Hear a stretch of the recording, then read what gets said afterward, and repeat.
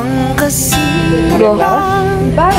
May roses ang alimoyak. Kung nanaisin ng tadhanang mapanlin lang, di hahayaan mawala pa tong liham na umaasang mata mong makabasa. Handang gawin lahat, maging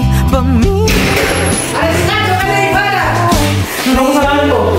Utos na general, may kasalanan tayo. Diyan suko! Diyan kasalanan!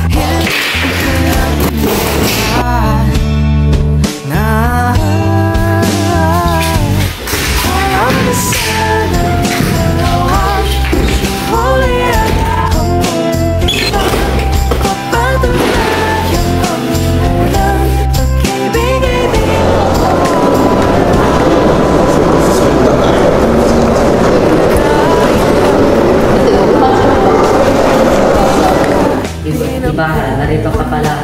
Ano naman ang ginagawa ng isang tulong mo sa simpleng pista? Pagpapahinga ko, padre. Pagpapahinga o baka naman pag-iisip sa mga alaala ng iyong ama, ang isang rebelde, di ba? Ang aking ama ay isang mabuting tao, padre.